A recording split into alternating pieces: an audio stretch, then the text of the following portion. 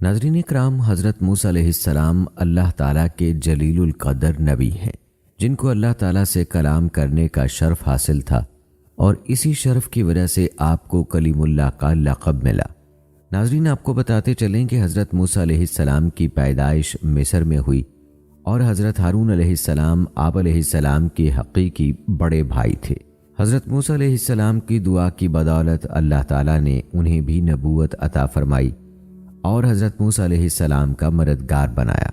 اللہ تعالیٰ نے حضرت موسیٰ علیہ السلام کی حیات طیبہ کے واقعات قرآن مجید کی مختلف صورتوں میں بیان فرمائے ہیں، کہیں تفصیل کے ساتھ اور کہیں مختصر۔ ناظرین، آپ کو بتاتے چلیں کہ حضرت موسیٰ علیہ السلام کا شمار ان انبیاء علیہ السلام میں ہوتا ہے جن کا تذکرہ قرآن پاک میں بہت زیادہ ہوا ہے۔ یہی وجہ ہے کہ حضرت موسیٰ علیہ السلام کی زندگی کے حالات و واقعات باقی انبیاء کی نسبت زیادہ تفصیل سے ملتے ہیں۔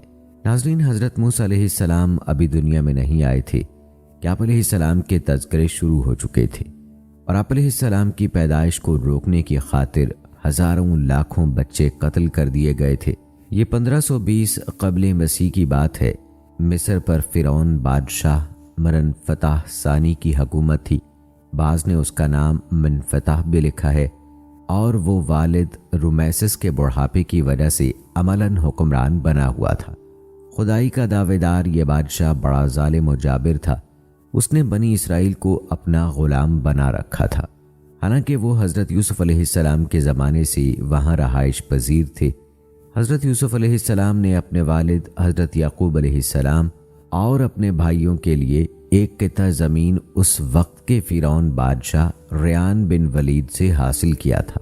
حضرت یعقوب علیہ السلام کی یہی نسل بنی اسرائیل کہلائی، جو مصر میں خوب پھلی پھولی۔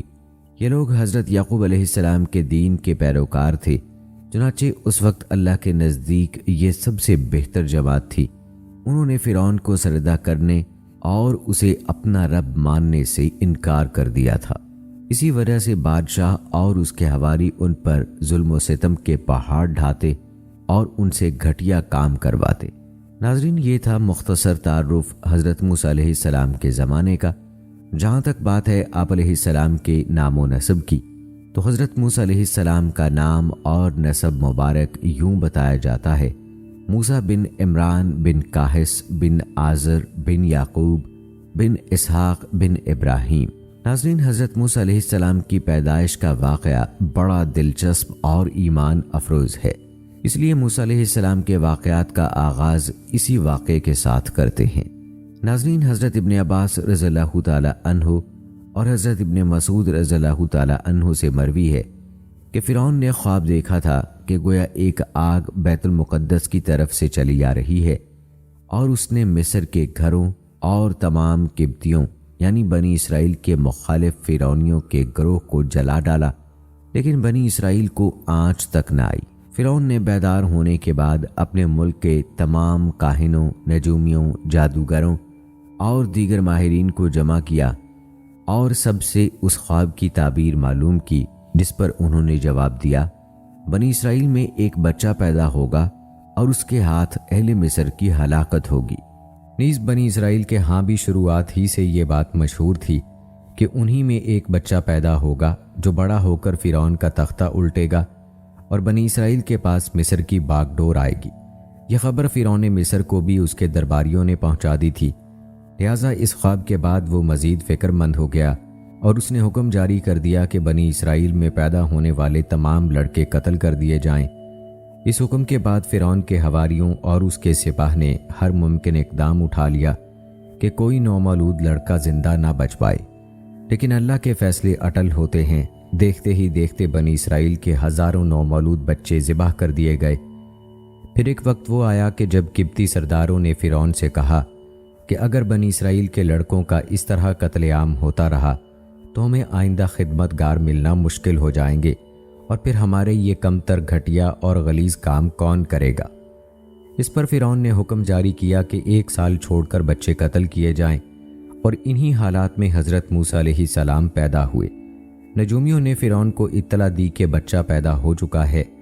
اس اطلاع نے فرعون کو بدحواس کر دیا اور اس کی سپاہ نے گھر گھر تلاشی شروع کر دی۔ حضرت موسیٰ علیہ السلام کے بھائی ہارون علیہ السلام سال امان میں پیدا ہوئے تھے، جبکہ حضرت موسیٰ علیہ السلام قتل والے سال میں پیدا ہوئے، مگر اللہ نے ان کی حفاظت کا سامان اس طرح فرمایا کہ ان کی والدہ پر معمول کے مطابق حمل کے آثار ظاہر نہیں ہوئے، جس سے فرعون کی چھوڑی ہوئی دائیوں کی نگاہ میں نہ آئیں۔ یوں ولادت کا مرحلہ تو خاموشی سے گزر گیا اور حکومت کے علم میں نہ آ سکا، لیکن ولادت کے بعد بھی قتل کا اندیشہ موجود تھا۔ اللہ تعالیٰ نے اس کا حل بھی موسیٰ علیہ السلام کی والدہ کو سمجھا دیا، چنانچہ انہوں نے بچے کو صندوق میں لٹا کر دریائے نیل میں ڈال دیا۔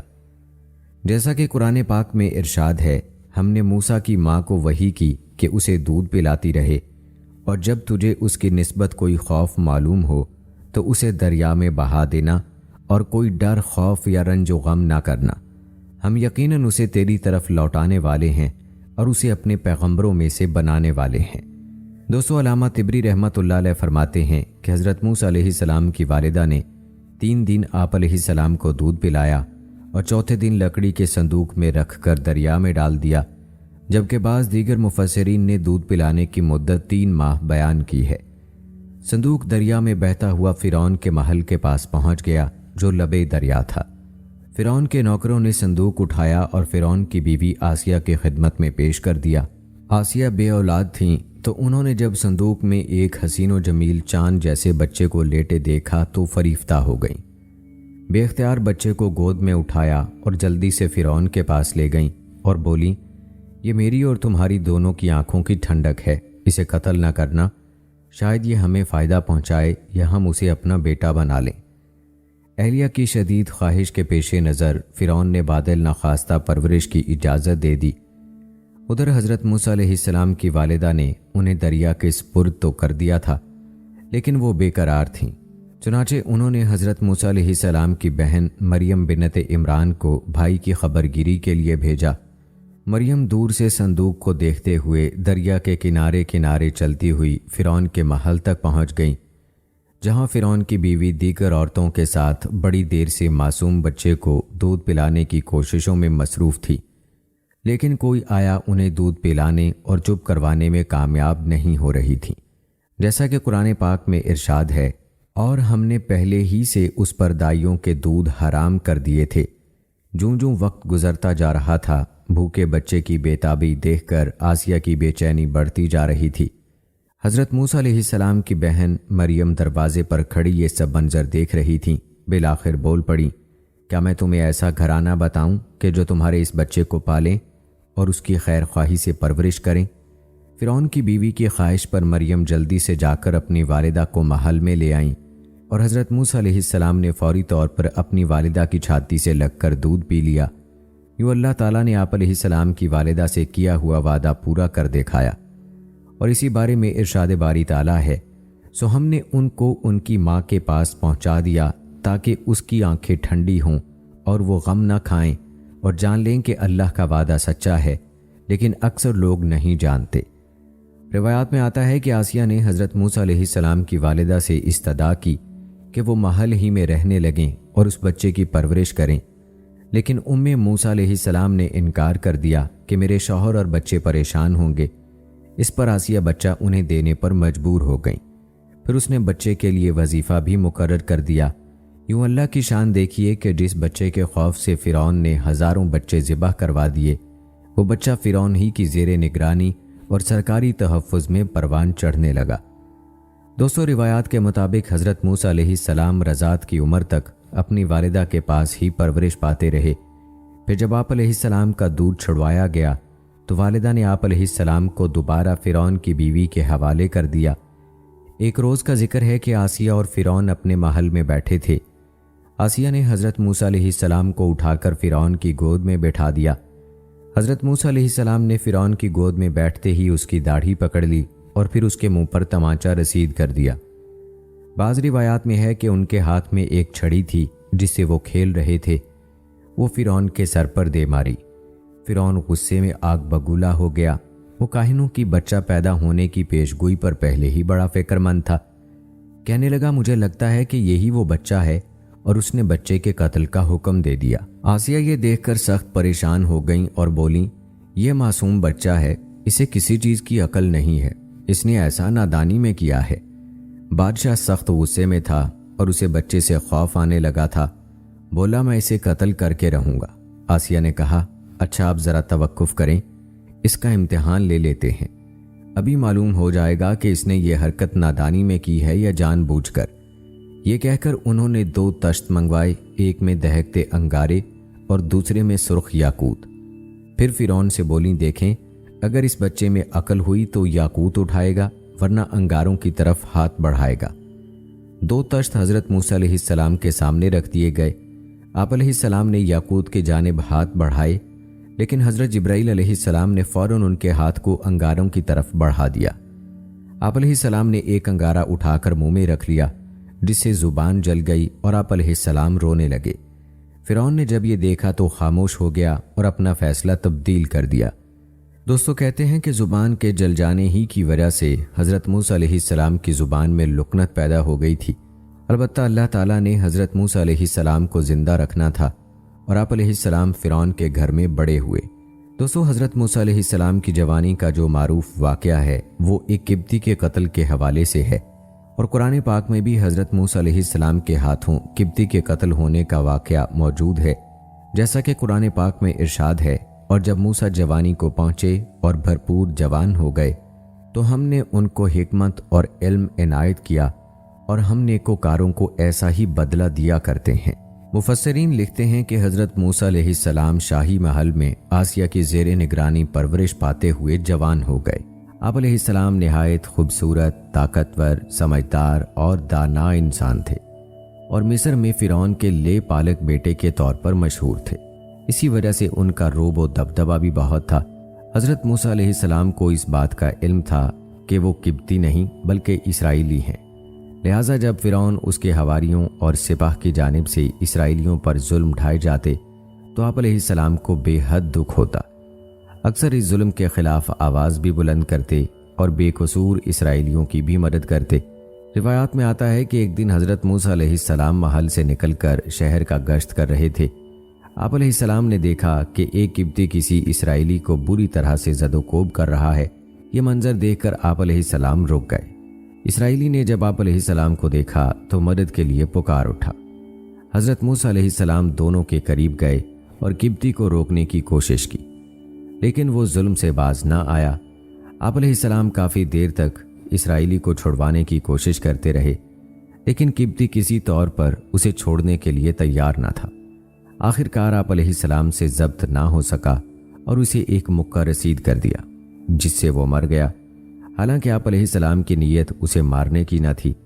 قبطی کے قتل کی خبر فرعون سمیت پورے مصر میں پھیل چکی تھی، لیکن کسی کو قاتل کا پتہ نہ تھا اور سپاہ قاتل کی تلاش میں سرگرداں تھی۔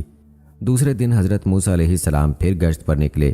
خیال تھا کہ قبطی کے قتل کے رد عمل کا اندازہ ہو سکے۔ ابھی کچھ ہی دور گئے تھے کہ دیکھا وہی اسرائیلی کسی دوسرے قبطی سے جھگڑا کر رہا ہے۔ اس نے جب حضرت موسیٰ علیہ السلام کو دیکھا تو پھر مدد کے لیے پکارا۔ آپ علیہ السلام نے فرمایا بے شک تو ہی صریح گمراہ شخص ہے، اور پھر وہ قبطی کو چھڑوانے کے لیے آگے بڑھے۔ اسرائیلی نے سمجھا کہ یہ مجھ پر غصہ کر رہے ہیں اور آج مجھے مار ڈالیں گے، تو وہ فوراً چلا اٹھا، اے موسیٰ، جس طرح تم نے کل ایک قبطی کو مارا تھا آج مجھے قتل کرنا چاہتے ہو؟ قبطی نے جب یہ سنا تو فوراً فرعون کو خبر بھجوا دی اور فرعون نے حضرت موسیٰ علیہ السلام کی گرفتاری کا حکم دے دیا۔ دوستو یوں فرعون کے حواریوں کو حضرت موسیٰ علیہ السلام کے ہاتھوں قبطی کے قتل کا علم ہوا تو انہوں نے آپ علیہ السلام کے قتل کا فیصلہ کر لیا۔ تاہم وہاں موجود آپ علیہ السلام کے ایک ہمدرد نے آ کر آپ علیہ السلام کو اس کی اطلاع کر دی، جیسا کہ قرآن پاک کی صورت میں اللہ تعالیٰ نے ارشاد فرمایا، اور ایک شخص شہر کی پرلی طرف سے دوڑتا ہوا آیا اور بولا، موسیٰ علیہ السلام، شہر کے رئیس تمہارے قتل کا مشورہ کر رہے ہیں، بس تم جلدی سے یہاں سے نکل جاؤ، میں تمہارا خیر خواہ ہوں۔ حضرت موسیٰ علیہ السلام وہاں سے نکل کھڑے ہوئے، کہنے لگے، اے پروردگار، مجھے ظالموں کے گروہ سے بچا لے۔ کہتے ہیں کہ حضرت موسیٰ علیہ السلام کو کوئی علم نہ تھا کہ کہاں جانا ہے، کیونکہ مصر چھوڑنے کا یہ حادثہ بالکل اچانک پیش آیا تھا۔ چنانچہ اللہ تعالیٰ نے ایک فرشتے کو گھوڑے پر بھیجا جس نے راستے کی نشاندہی کی۔ روایات میں آتا ہے کہ آپ علیہ السلام کئی روز کی مسافت طے کر کے ارض مدین پہنچے اور شہر کے کنارے ایک کنویں کے قریب درخت کے سائے میں بیٹھ گئے۔ اس وقت کنویں پر جانوروں کو پانی پلانے والوں کی بھیڑ تھی۔ آپ علیہ السلام نے دیکھا کہ درخت کے پاس 2 لڑکیاں بہت دیر سے اپنے جانوروں کے لیے کھڑی ہیں اور ان کی باری نہیں آتی۔ حضرت موسیٰ علیہ السلام کے پوچھنے پر انہوں نے بتایا کہ ہمارے گھر کوئی جوان نہیں ہے، والد بہت ضعیف ہیں۔ جب سب لوگ اپنے جانوروں کو پانی پلا کر چلے جائیں گے تو پھر ہم اپنے جانوروں کو پانی پلائیں گی۔ حضرت موسیٰ علیہ السلام یہ سن کر کھڑے ہو گئے۔ آپ علیہ السلام جوان بھی تھے اور طاقتور بھی۔ آپ علیہ السلام نے لڑکیوں کے مویشیوں کو پکڑا اور لوگوں کے بیچ میں سے راستہ بناتے ہوئے کنویں تک پہنچ گئے۔ کنویں سے پانی نکال کر سب مویشیوں کو سیر ہو کر پلایا اور واپس آ گئے۔ لڑکیوں نے آپ علیہ السلام کا شکریہ ادا کیا اور گھر کی طرف چلی گئیں۔ مفسرین نے لکھا ہے کہ وہ حضرت شعیب علیہ السلام کی صاحبزادیاں تھیں۔ جب وہ وقت سے پہلے گھر پہنچ گئیں تو حضرت شعیب علیہ السلام کو تعجب ہوا اور جلد آنے کی وجہ دریافت کی، جس پر لڑکیوں نے پورا واقعہ بتایا۔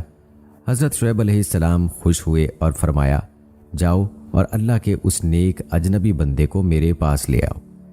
حضرت موسیٰ علیہ السلام چونکہ ایک لمبا سفر طے کر کے مصر سے مدین پہنچے تھے، کچھ زیادہ راہ بھی ساتھ نہ تھا، جبکہ سفر کی تھکن اور بھوک سے نڈھال تھے، جس کا ذکر قرآن پاک میں یوں ملتا ہے، تھوڑی دیر میں ان میں سے ایک عورت شرم و حیا سے چلتی ہوئی ان کی طرف آئی اور کہنے لگی، تمہیں میرے والد بلاتے ہیں کہ تم نے جو ہمارے جانوروں کو پانی پلایا تھا اس کی اجرت دیں۔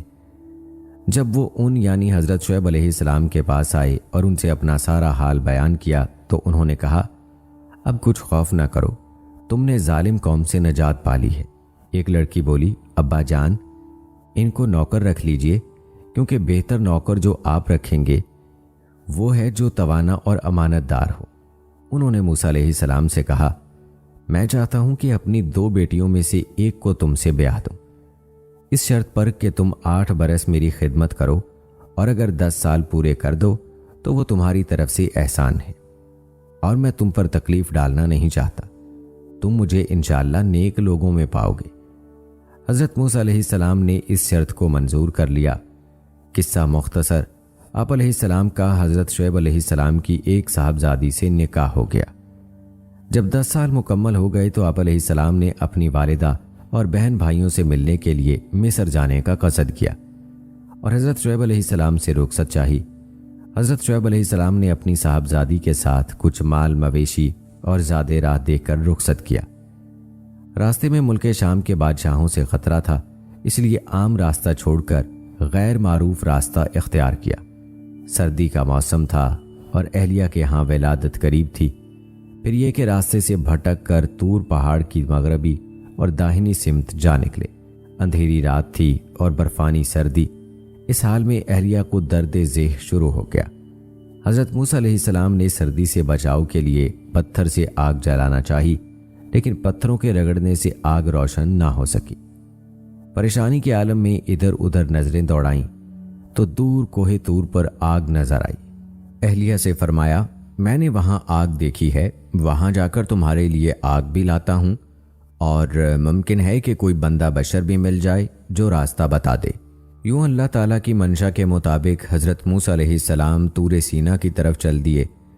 قریب پہنچے تو ایک حیرت انگیز منظر دیکھا کہ ہرے سرسبز درخت کے اوپر آگ کے شعلے بھڑک رہے ہیں، مگر درخت کی کوئی شاخ جلتی ہے اور نہ کوئی پتا، دھواں ہے اور نہ تپش، جبکہ درخت کی سرسبزی و شادابی اپنے عروج پر ہے۔ بعض روایات میں ہے کہ جب آگ ان کی طرف بڑھی تو وہ گھبرا کر پیچھے ہٹے، اور جیسے ہی واپسی کے لیے مڑے آواز آئی، اے موسیٰ، یقیناً میں ہی تمہارا پروردگار ہوں، تم اپنی جوتیاں اتار دو، تم طوا کی مقدس وادی میں ہو، میں نے تم کو منتخب کر لیا ہے، تو جو حکم دیا جائے اسے کان لگا کر سنو۔ حضرت موسیٰ علیہ السلام نے جب اللہ تعالیٰ کی آواز سنی تو مبہوت کھڑے رہ گئے۔ آپ علیہ السلام نے فوری طور پر جوتے اتار دیے۔ اللہ تعالیٰ نے آپ علیہ السلام کو شریعت کی تعلیم دی اور پھر فرمایا، اے موسیٰ، تمہارے داہنے ہاتھ میں کیا ہے؟ انہوں نے کہا کہ یہ میری لاٹھی ہے، اس سے میں ٹیک لگاتا ہوں، بکریوں کے لیے پتے جھاڑتا ہوں، اس میں میرے لیے اور بھی کئی فائدے ہیں۔ اللہ تعالیٰ نے فرمایا، موسیٰ اسے اپنے ہاتھ سے نیچے پھینک دو۔ انہوں نے اسے پھینکا تو وہ سانپ بن کر دوڑنے لگی۔ اللہ تعالیٰ نے فرمایا اسے پکڑ لو اور ڈرنا مت، ہم اسے ابھی اس کی پہلی حالت میں لوٹا دیں گے، اور اپنا ہاتھ اپنی بغل میں ڈال لو تو وہ سفید چمکتا ہوا نکلے گا بغیر کسی عیب اور بیماری کے۔ یہ دوسرا معجزہ ہے، یہ اس لیے کہ ہم تمہیں اپنی بڑی بڑی نشانیاں دکھانا چاہتے ہیں۔ اب تم فرعون کے پاس جاؤ، اس نے بڑی سرکشی مچا رکھی ہے۔ موسیٰ علیہ السلام نے کہا اے میرے پروردگار، میرا سینہ کھول دے اور میرے کام کو آسان کر دے اور میری زبان کی گرہ کھول دے تاکہ وہ میری بات سمجھ سکیں، اور میرے گھر والوں میں سے ایک کو میرا وزیر یعنی مددگار مقرر فرما دے، یعنی میرے بھائی ہارون علیہ السلام کو، تو اس سے میری کمر کس دے اور اسے میرا شریک کار کر دے تاکہ ہم دونوں بکثرت تیری تسبیح بیان کریں اور بکثرت تجھے یاد کریں۔ اللہ تبارک و تعالیٰ نے فرمایا موسیٰ تمہاری تمام دعائیں قبول کر لی گئی ہیں۔ دوستوں یوں حضرت موسیٰ علیہ السلام طور سینا سے نبوت لے کر لوٹے اور اپنی اہلیہ کو لے کر مصر روانہ ہو گئے۔ روایت میں ہے کہ اللہ تعالیٰ نے حضرت ہارون علیہ السلام کو نبوت کے منصب پر فائز فرما کر حضرت موسیٰ علیہ السلام کے مصر آنے کی خبر دے دی تھی۔ چنانچہ حضرت ہارون علیہ السلام نے آپ کا استقبال کیا اور گھر لے گئے۔ حضرت موسیٰ علیہ السلام 10 سال بعد گھر والوں سے ملے تھے۔ حکم الہی کی تکمیل کے لیے دوسرے ہی دن دونوں بھائی فرعون کے دربار میں پہنچ گئے۔ حضرت موسیٰ علیہ السلام نے فرعون سے فرمایا اے فرعون، ہم رب العالمین کی طرف سے بھیجے گئے ہیں، تو ہمارے ساتھ بنی اسرائیل کو روانہ کر دے۔ فرعون نے کہا اے موسیٰ، کیا تو نے میرے گھر پرورش نہیں پائی، اور کیا تو نے یہاں رہتے ہوئے قتل نہیں کیا تھا، اور تم تو ناشکرے معلوم ہوتے ہو۔ موسیٰ علیہ السلام نے کہا ہاں وہ حرکت مجھ سے ناگہاں سرزد ہو گئی تھی اور میں خطا کاروں میں تھا۔ جب مجھے تم سے ڈر لگا تو میں یہاں سے نکل گیا، پھر رب العالمین نے مجھے دانائی عطا فرمائی اور اپنا رسول بنایا۔ مجھ پر تیرا کیا یہی احسان ہے جو تو مجھے جتا رہا ہے، اور تو نے بنی اسرائیل کو غلام بنا رکھا ہے؟ فرعون نے کہا رب العالمین کیا چیز ہے؟ حضرت موسیٰ علیہ السلام نے فرمایا وہ آسمان اور زمین اور جو کچھ ان دونوں میں ہے سب کا مالک ہے، بشرط یہ کہ تم لوگوں کو یقین ہو۔ فرعون نے اپنے اہالیوں موالیوں سے کہا کیا تم سن نہیں رہے ہو، یعنی کیا تم کو اس بات پر تعجب نہیں کہ میرے سوا بھی کوئی اور معبود ہے؟ حضرت موسیٰ علیہ السلام نے فرمایا وہ تمہارے اور تمہارے اگلے باپ دادوں کا پروردگار ہے۔ فرعون نے کہا لوگو، تمہارا یہ رسول جو تمہاری طرف بھیجا گیا ہے یہ تو یقیناً دیوانہ ہے۔ موسیٰ علیہ السلام نے کہا مشرق و مغرب اور جو کچھ ان دونوں میں ہے وہ سب کا مالک اللہ ہے، بشرط یہ کہ تم کو سمجھ ہو۔ فرعون نے کہا اگر تم نے میرے سوا کسی اور کو معبود بنایا تو میں تمہیں قید کر دوں گا۔ حضرت موسیٰ علیہ السلام نے کہا خواہ میں آپ کے پاس روشن چیز یعنی معجزہ لاؤں؟ فرعون نے کہا اگر سچے ہو تو لاؤ اور دکھاؤ۔ بس انہوں نے اپنی لاٹھی زمین پر ڈالی تو وہ اسی وقت اژدہا بن گئی، اور اپنا ہاتھ جو بغل سے نکالا تو وہ سفید چمکیلا نظر آنے لگا۔ یہ دیکھ کر فرعون اپنے آس پاس بیٹھے سرداروں سے کہنے لگا بھائی یہ کوئی بڑا جادوگر ہے، یہ تو چاہتا ہے کہ تمہیں اپنے جادو کے زور سے تمہارے ملک سے نکال دے، تو تمہاری کیا رائے ہے؟ ان سب نے کہا آپ اسے اور اس کے بھائی کو مہلت دیجیے اور تمام شہروں میں ہر کارے روانہ کر دیجیے جو آپ کے پاس ماہر جادوگروں کو جمع کر کے لے آئیں۔ فرعون نے حضرت موسیٰ علیہ السلام سے کہا کہ ہم بھی تمہارے مقابل ایسا ہی جادو لائیں گے، ہمارے اور اپنے درمیان ایک وقت مقرر کر لو کہ نہ تو ہم اس کے خلاف کریں اور نہ تم، اور یہ مقابلہ صاف میدان میں ہوگا۔ موسیٰ علیہ السلام نے کہا زینت اور جشن کے دن کا وعدہ ہے، اور یہ کہ لوگ اس دن چاشت کے وقت اکٹھے ہو جائیں۔ دوستو آج بھی فرعون منفتح ثانی کی حنوط شدہ لاش عبرت کا نشان بنی مصر کے عجائب خانے میں محفوظ ہے۔ روایات میں آتا ہے کہ فرعون اور اس کے لشکر کی ہلاکت یوم عاشور کو ہوئی۔ امام بخاری رحمۃ اللہ علیہ نے فرمایا حضرت ابن عباس رضی اللہ تعالی عنہ سے مروی ہے کہ رسول اکرم صلی اللہ علیہ وآلہ وسلم مدینہ منورہ تشریف لائے تو یہود عاشورہ یعنی 10 محرم کا روزہ رکھے ہوئے تھے، تو حضور صلی اللہ علیہ وآلہ وسلم نے دریافت کیا یہ کون سا روزہ ہے جو تم رکھتے ہو؟ انہوں نے کہا یہ وہ دن ہے جب موسیٰ علیہ السلام کو فرعون پر غلبہ حاصل ہوا تھا۔ تو نبی کریم صلی اللہ علیہ وآلہ وسلم نے اپنے اصحاب سے فرمایا تم موسیٰ علیہ السلام کے زیادہ حقدار ہو، لہٰذا تم بھی روزہ رکھو۔ دوستو روایات میں آتا ہے کہ حضرت موسیٰ علیہ السلام فرعون کے غرق ہونے کے بعد بنی اسرائیل کے ساتھ بحیرہ احمر پار کر کے وادی سینا کی طرف چلے۔ راستے میں ایک ایسی قوم کے پاس سے گزرے جو بتوں کو پوجتی تھی۔ بنی اسرائیل نے جب یہ دیکھا تو کہنے لگے اے موسیٰ، جیسے ان لوگوں کے معبود ہیں ہمارے لیے بھی ایسا ہی ایک معبود بنا دو۔ موسیٰ علیہ السلام نے کہا تم بڑے ہی جاہل ہو، یہ لوگ جس کام میں لگے ہوئے ہیں یہ تباہ کیا جائے گا اور ان کا یہ کام محض بے بنیاد ہے۔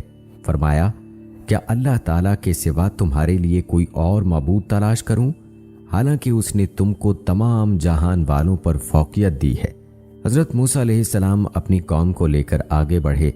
اللہ نے بنی اسرائیل کی ہدایت و رہنمائی کے لیے حضرت موسیٰ علیہ السلام کو آسمانی کتاب دینے کا فیصلہ کیا۔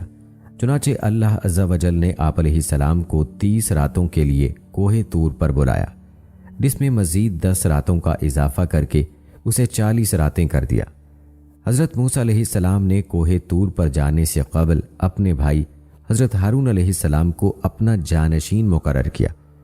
حضرت ہارون علیہ السلام بھائی بھی تھے اور نبی بھی۔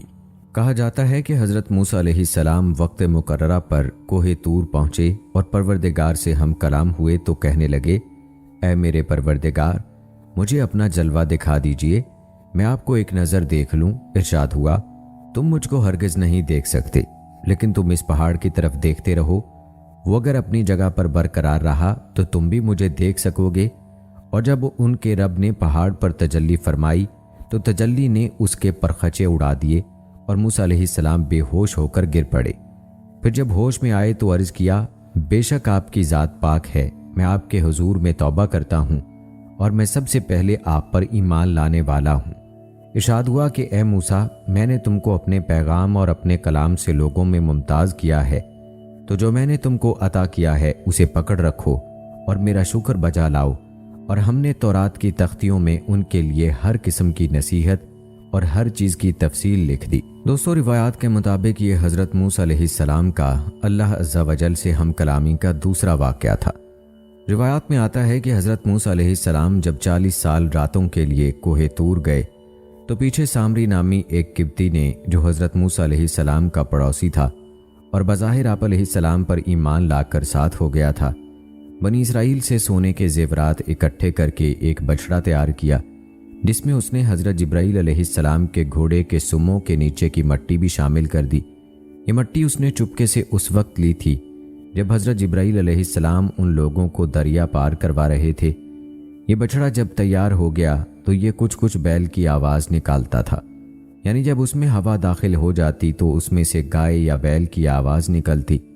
اس آواز سے سامری نے بنی اسرائیل کو گمراہ کیا اور بولا یہی تمہارا اصل معبود ہے، اور قرآن پاک میں اس کا ذکر یوں آیا ہے، پھر اس نے ان کے لیے ایک بچڑا بنا دیا، یعنی بچڑے کا بت جس کی گائے کی سی آواز بھی تھی، پھر کہنے لگا کہ یہی تمہارا معبود ہے اور موسیٰ علیہ السلام کا بھی، لیکن موسیٰ علیہ السلام بھول گیا ہے۔ دوستو کہا جاتا ہے کہ حضرت موسیٰ علیہ السلام جب تورات لے کر واپس آئے تو دیکھا کہ بنی اسرائیل سامری کے بچڑے کی پرستش کر رہے ہیں۔ آپ علیہ السلام کو سخت ناگوار گزرا، غضبناک ہو کر اپنے بھائی حضرت ہارون علیہ السلام کے سر کے بال اور داڑھی پکڑ کر انہیں سخت سست کہا۔ حضرت ہارون علیہ السلام نے عرض کیا اے میرے بھائی، میری داڑھی اور سر کے بال مت کھینچو، دراصل قوم نے مجھ کو کمزور خیال کیا اور میرے قتل کے درپے ہو گئی۔ پھر حضرت موسیٰ علیہ السلام سامری کی طرف متوجہ ہوئے اور فرمایا تو نے یہ حرکت کیوں کی؟ اس نے کہا میں نے فرشتے کے نقشے پاس سے مٹی ایک مٹھی میں بھر لی تھی، پھر اس کو بچڑے کے کلب میں ڈال دیا اور مجھے یہ کام بھلا لگا۔ حضرت موسیٰ علیہ السلام نے کہا اچھا جا، دنیا کی زندگی میں تیری سزا یہی ہے کہ تو کہتا پھرے گا کہ مجھے نہ چھونا، اور تیرے لیے ایک اور وعدہ ہے، یعنی عذاب کا جو تجھ سے ٹل نہ سکے گا۔ اور پھر ایسا ہی ہوا، سامری عمر بھر یہی کہتا رہا کہ مجھے نہ چھونا، کیونکہ اسے چھوتے ہی چھونے والا اور سامری دونوں شدید بخار میں مبتلا ہو جاتے۔ پھر وہ انسانوں کی بستی سے نکل کر جنگل میں چلا گیا، جہاں جانوروں کے ساتھ زندگی گزاری اور عبرت کا نمونہ بن گیا۔ حضرت موسیٰ علیہ السلام نے اس کے بچھڑے کو جلا کر دریا میں پھینک دیا۔ دوستو، روایات میں آتا ہے کہ حضرت موسیٰ علیہ السلام نے جب تورات سے درس و تدریس شروع کی تو بنی اسرائیل ایک مرتبہ پھر ہیلے بہانے کرنے لگے اور بولے، اے موسیٰ، ہم یہ کیسے یقین کر لیں کہ یہ اللہ کا کلام ہے؟ ہو سکتا ہے کہ تم نے خود ہی بنا لیا ہو۔ اس صورتحال پر حضرت موسیٰ علیہ السلام نے ایک بار پھر اللہ سے رجوع کیا۔ اللہ نے فرمایا، اے موسیٰ، اس قوم کے منتخب افراد کو لے کر کوہ طور پر آ جاؤ تاکہ ہم ان کو اپنا کلام سنا دیں اور انہیں یقین آ جائے۔ حضرت موسیٰ علیہ السلام نے ان میں سے 70 سرکردہ افراد چنے اور انہیں کوہ طور پر لے گئے، اور جب اپنے کانوں سے اللہ کا کلام سن لیا تو بولے، جب تک ہم اللہ کو خود سے نہ دیکھ لیں کیسے یقین کر لیں؟ ان کی اس ہٹ دھرمی اور سرکشی پر کوہ طور لرز اٹھا اور اوپر سے شدید بجلی کڑکی، جس کی دہشت سے یہ سب بظاہر مردہ ہو کر گر پڑے۔ حضرت موسیٰ علیہ السلام نے اللہ جل شانہ سے دعا کی، جس پر اللہ نے ان سب کو دوبارہ کھڑا کر دیا۔ پھر یہ سب گڑ گڑا کر توبہ استغفار کرنے لگے۔ اللہ نے ان کی دعا قبول کر لی۔ یہ لوگ قوم کے پاس واپس آئے اور توحید اور حضرت موسیٰ علیہ السلام کی رسالت کی گواہی دی، مگر کچھ دن ہی گزرے تھے کہ حسب عادت پھر شرک میں مبتلا ہو گئے۔ اس مرتبہ اللہ تعالیٰ نے ان کے سروں پر کوہ طور کو معلق فرما دیا، جیسا کہ قرآن پاک میں ارشاد ہے، اور جب ہم نے تم سے وعدہ لیا اور تم پر طور پہاڑ لا کھڑا کر دیا اور حکم دیا کہ جو کتاب ہم نے تم کو دی ہے اس کو مضبوطی سے پکڑے رہو اور جو کچھ اس میں ہے اسے یاد رکھو تاکہ عذاب سے محفوظ رہو۔ روایات بتاتی ہیں کہ بنی اسرائیل اپنے سروں پر کوہ طور کو دیکھ کر بہت زیادہ خوفزدہ ہو گئے کہ کہیں اس سے بڑے پہاڑ کے نیچے دب کر ختم نہ ہو جائیں۔ چنانچہ وہ سجدے میں گر کر توبہ و استغفار کرنے لگے۔ پھر حضرت موسیٰ علیہ السلام کی درخواست پر اللہ نے ایک بار پھر انہیں معاف فرما دیا۔ دوستو، اب بات کرتے ہیں وادی تہ میں قید کے دوران اللہ تعالیٰ کے انعامات کی جو بنی اسرائیل پر ہوئے۔ روایات میں آتا ہے کہ اللہ رب العزت نے حضرت موسیٰ علیہ السلام کو ارض مقدسہ یعنی ملک شام میں جانے اور اپنے باپ دادا کی سرزمین کافروں سے چھڑوانے کا حکم دیا۔ حضرت موسیٰ علیہ السلام بنی اسرائیل کو لے کر وہاں پہنچ گئے۔ اس وقت وہاں پر قوم جبارین کا قبضہ تھا۔ یہ لوگ عجیب خوفناک شکل و صورت اور ہیبت ناک قد و قامت کے مالک تھے۔ ان کے ظلم و ستم اور قہر و جبر کی داستانیں عام تھیں۔ بنی اسرائیل نے جب شہر سے باہر ان کے حالات سنے تو شہر میں داخل ہونے اور ان سے جہاد کرنے سے انکار کر دیا۔ وہ بولے کہ موسیٰ، جب تک وہ لوگ وہاں ہیں ہم ہرگز وہاں نہیں جائیں گے۔ اگر لڑنا ہی ضروری ہے تو آپ علیہ السلام اور آپ علیہ السلام کا پروردگار جا کر ان سے لڑائی کر لیں، ہم تو یہیں بیٹھے ہیں۔ حضرت موسیٰ علیہ السلام اپنی قوم کی تمام تر نافرمانیوں اور بے ہودگیوں کو اب تک بڑے صبر و تحمل سے برداشت کرتے چلے آئے تھے اور ان کے لیے دعا گو رہتے اور اللہ سے انہیں معافی دلوا دیتے، لیکن ان کے اس جواب پر بے حد غمگین اور رنجیدہ ہو گئے اور ان کے لیے بد دعا فرماتے ہوئے انہیں فاسقین کے نام سے پکارا۔ اللہ جل شانہ نے اپنے رسول کی دعا قبول فرمائی اور انہیں مصر اور شام کے درمیان میدان تہ میں قید کر دیا، اور وہ 40 سال اس میدان میں بھٹکتے رہے۔ حضرت موسیٰ علیہ السلام اور حضرت ہارون علیہ السلام بھی ان کے ساتھ تھے، جو ان کی غلطیوں اور نافرمانیوں پر اللہ سے معافی طلب کرتے رہتے، جس کی برکت سے سزا کے دوران بھی اللہ تعالیٰ کی نعمتیں برستی رہیں۔ انہوں نے حضرت موسیٰ علیہ السلام سے دھوپ کی شکایت کی تو آپ علیہ السلام کی دعا سے ان کے سروں پر ابر کا سایہ کر دیا گیا۔ پھر بھوک کی شکایت کی تو حضرت موسیٰ علیہ السلام کی دعا سے اللہ تعالیٰ نے من و سلوہ نازل فرما دیا۔ من ایک قسم کے دانے تھے جو زمین میں پھیلے ہوئے تھے۔ بنی اسرائیل انہیں پیس کر روٹی بنا لیتے، جبکہ سلوہ ایک قسم کے پرندے تھے جو دریا کی طرف سے آتے تھے۔ مدتوں یہ لوگ من و سلوہ کھاتے رہے۔ ان کے کپڑے میلے ہوتے اور نہ ہی پھٹتے۔ جب ان کو پانی کی حاجت ہوئی تو وہ بھی عطا کر دیا گیا، جس کا تذکرہ اللہ تعالیٰ نے یوں فرمایا، اور جب موسیٰ نے اپنی قوم کے لیے پانی مانگا تو ہم نے کہا کہ اپنی لاٹھی پتھر پر مارو۔ انہوں نے لاٹھی ماری تو اس میں سے 12 چشمے پھوٹ نکلے اور تمام لوگوں نے اپنا اپنا گھاٹ معلوم کر کے پانی پی لیا۔ ہم نے حکم دیا کہ اللہ کی عطا فرمائی ہوئی روزی کھاؤ اور پیو، مگر زمین پر فساد نہ کرتے پھرو۔ لیکن دوستو بنی اسرائیل نے حسب عادت نعمت خداوندی کی ناشکری کرتے ہوئے ادنا چیزوں کی فرمائش کر دی، جیسا کہ قرآن پاک میں ارشاد ہے، اور جب تم نے کہا کہ اے موسیٰ ہم سے ایک قسم کے کھانے پر ہرگز صبر نہ ہو سکے گا، اس لیے اپنے رب سے دعا کیجیے کہ وہ ہمیں زمین کی پیداوار ساگ، ککڑی، گیہوں، مسور اور پیاز دے۔ آپ نے فرمایا، بہتر چیز کے بدلے ادنا چیز کیوں طلب کرتے ہو؟ وادی طے میں بنی اسرائیل کے ساتھ اللہ کے دو پیغمبر حضرت موسیٰ علیہ السلام، حضرت ہارون علیہ السلام اور دو نیک بندے حضرت یوشع بن نون اور حضرت غالب بھی تھے، اور اللہ تعالیٰ ان کے طفیل بنی اسرائیل کو 40 سالہ قید اور سزا کے دوران بھی اپنی نعمتوں اور انعامات سے نوازتا رہا، لیکن بنی اسرائیل اپنے مکر و فریب سے باز نہ آئے۔ حضرت موسیٰ علیہ السلام کے دور کا ایک اور واقعہ بھی قابل ذکر ہے جو بیل ذبح کرنے کے حوالے سے ہے۔ حضرت ابن عباس رضی اللہ تعالی عنہ اور دیگر کئی بزرگ فرماتے ہیں کہ بنی اسرائیل میں ایک بہت مالدار بوڑھا تھا جس کے بھتیجے اس کی موت کے متمنی تھے تاکہ وہ وارث بن جائیں، لہٰذا ایک نے اسے قتل کر ڈالا اور اس کی لاش پھینک دی۔ لوگوں کو صبح پتہ چلا تو قاتل کی تلاش شروع ہوئی، مگر کچھ علم نہ ہو سکا۔ لوگ حضرت موسیٰ علیہ السلام کے پاس آئے تو آپ علیہ السلام نے اللہ تعالیٰ سے دعا کی، جس پر اللہ نے حکم فرمایا کہ ایک گائے ذبح کریں۔ قرآن مجید میں اس واقعے کو یوں بیان کیا گیا ہے، اور جب موسیٰ علیہ السلام نے اپنی قوم کے لوگوں سے کہا کہ اللہ تم کو حکم دیتا ہے کہ ایک بیل ذبح کرو، تو وہ بولے کیا تم ہم سے مذاق کرتے ہو؟ موسیٰ علیہ السلام نے کہا میں اللہ کی پناہ مانگتا ہوں کہ نادان بنوں۔ انہوں نے کہا اپنے پروردگار سے پوچھ کر بتائیں کہ وہ بیل کس طرح کا ہو۔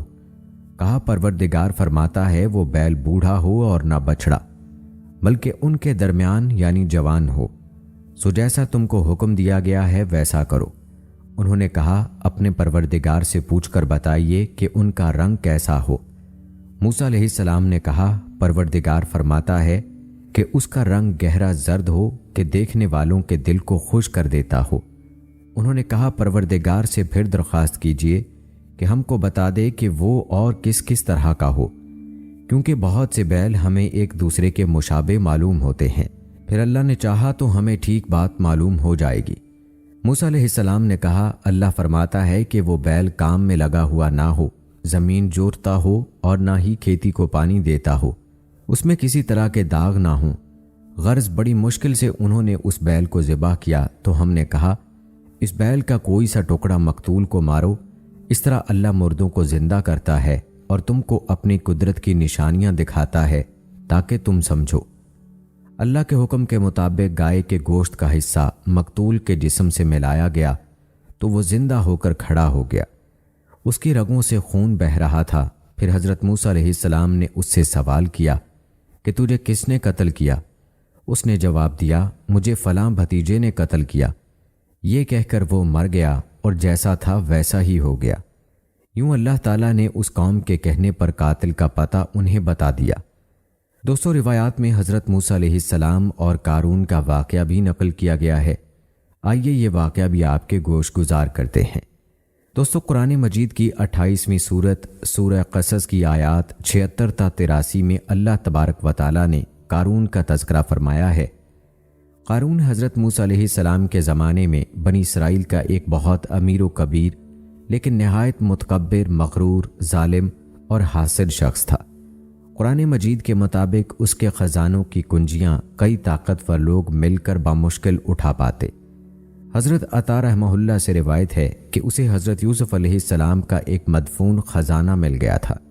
روح المعانی یعنی بن سلام رحمہ اللہ اور سعید بن مسیب رحمہ اللہ نے فرمایا کہ قارون سرمایہ دار تھا اور فرعون کی طرف سے بنی اسرائیل کی نگرانی پر مامور تھا۔ اس عہدے پر رہ کر اس نے بنی اسرائیل کو بہت ستایا۔ حضرت ابن عباس رضی اللہ تعالی عنہ کی روایت ہے کہ یہ حضرت موسیٰ علیہ السلام کا چچا زاد تھا۔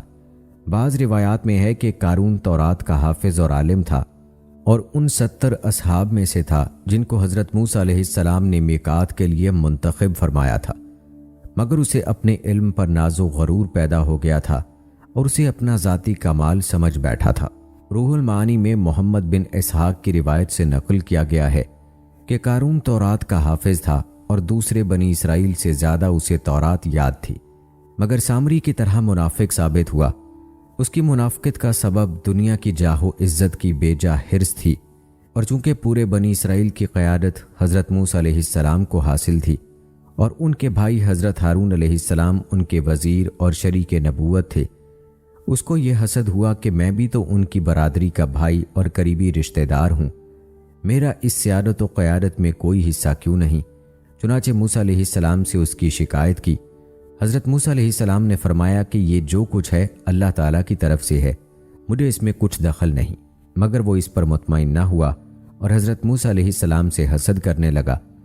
دوستو، فرمان الہی ہے کہ ایک روز قارون بڑی آرائش، ٹھاٹھ اور شان و شوکت کے ساتھ اپنی قوم کے سامنے نکلا۔ جو لوگ دنیا کے طالب تھے کہنے لگے، جیسا مال و متاع قارون کو ملا ہے کاش ایسا ہی ہمیں بھی ملے، یہ تو بڑا ہی صاحب نصیب ہے۔ لیکن جن لوگوں کو اللہ کا علم دیا گیا تھا اور جو صاحب ایمان تھے وہ کہنے لگے، تم پر افسوس ہے، مومنوں اور نیکوکاروں کے لیے جو ثواب اور اجر اللہ کے ہاں تیار ہے وہ اس سے کہیں زیادہ بہتر ہے، اور وہ صرف صبر کرنے والوں کو ملے گا۔ دوستو، معلوم ہوا کہ قارون ایک بخیل شخص تھا جسے مال و دولت سے بے حد محبت تھی۔ وہ زکوٰۃ دیتا اور نہ اپنا مال غریبوں پر خرچ کرتا۔ حضرت موسیٰ علیہ السلام کی بار بار تنبیہ کے باوجود اس کا غرور و تکبر، بغض، حسد، بخیلی اور غریبوں سے نفرت روز بروز بڑھتی جا رہی تھی۔ بالآخر اللہ تعالیٰ نے اسے اس کے مال و دولت سمیت زمین میں دفن کر دیا، جیسا کہ قرآن پاک میں ارشاد باری تعالیٰ ہے، پس ہم نے قارون کو اور اس کے گھر کو زمین میں دھنسا دیا، اور یوں اللہ نے ایک امیر کبیر، مغرور اور بخیل شخص کو رہتی دنیا تک عبرت کا نشان بنا دیا۔ دوستو، یہ تو تھے حضرت موسیٰ علیہ السلام کی زندگی کے حالات و واقعات۔ اب تذکرہ کرتے ہیں حضرت موسیٰ علیہ السلام کی وفات کا۔ یاد رہے کہ بنی اسرائیل صحرائے تہ میں 40 برس تک بھٹکتے رہے۔ اس کھلے میدان سے نکلنے کے لیے صبح سے شام تک روز سفر کرتے، لیکن شام کو اسی جگہ موجود ہوتے جہاں سے صبح چلے تھے۔ حضرت موسیٰ علیہ السلام اور حضرت ہارون علیہ السلام بھی ساتھ تھے۔ ایک دن صحرائے تہ میں حور نامی پہاڑ پر پہنچے تو حضرت ہارون علیہ السلام کا انتقال ہو گیا اور انہیں وہیں دفن کر دیا گیا۔ 120 برس کی عمر میں حضرت موسیٰ علیہ السلام کا بھی انتقال ہو گیا۔ بنی اسرائیل کے سب لوگ بھی مر کھپ گئے۔ بنی اسرائیل کی اولاد اور حضرت یوشع بن نون علیہ السلام اور حضرت کالب علیہ السلام باقی بچ گئے۔ 40 برس کی مدت پوری ہونے کے بعد اللہ کے حکم سے حضرت یوشع بن نون علیہ السلام کی قیادت میں بنی اسرائیل شام اور بیت المقدس میں داخل ہوئے۔ صحیح بخاری میں حضرت ابو ہریرہ رضی اللہ تعالی عنہ سے مروی ہے کہ ملک الموت کو حضرت موسیٰ علیہ السلام کی طرف بھیجا گیا۔ جب آپ علیہ السلام کے پاس پہنچے تو آپ علیہ السلام نے انہیں ایک تھپڑ رسید کر دیا تو ملک الموت واپس اپنے رب کے پاس پہنچے اور عرض کیا، آپ نے مجھے ایسے بندے کے پاس بھیجا جو موت کا ارادہ نہیں رکھتے۔ اللہ تعالیٰ نے فرمایا، واپس جاؤ اور انہیں کہو کہ بیل کی پشت پر ہاتھ رکھیں تو ان کے ہاتھ کے نیچے جتنے بال آ جائیں ہر بال کے بدلے 1 سال زندگی ملے گی۔ تو حضرت موسیٰ علیہ السلام نے پوچھا، اے پروردگار پھر کیا ہوگا؟ فرمایا، پھر موت۔ حضرت موسیٰ علیہ السلام نے فرمایا، تو پھر اب ہی صحیح۔ پھر آپ علیہ السلام نے دعا فرمائی، اے اللہ اس آخری وقت میں مجھے ارض مقدس کے قریب کر دے۔ اللہ نے آپ علیہ السلام کی دعا قبول فرمائی۔ فرشتے نے انہیں ایک عمدہ خوشبو سنگھائی اور روح قبض کر لی۔ فرشتوں نے آپ علیہ السلام کی نماز جنازہ ادا فرمائی اور دفن کیا۔ ناظرین، حضرت انس بن مالک رضی اللہ تعالی عنہ روایت کرتے ہیں کہ نبی اکرم صلی اللہ علیہ وآلہ وسلم نے فرمایا کہ جس رات مجھے آسمانوں پر لے جایا گیا تو موسیٰ علیہ السلام کے پاس سے گزر ہوا۔ آپ علیہ السلام وہاں سرخ ٹیلے کے پاس اپنی قبر میں کھڑے نماز ادا فرما رہے تھے۔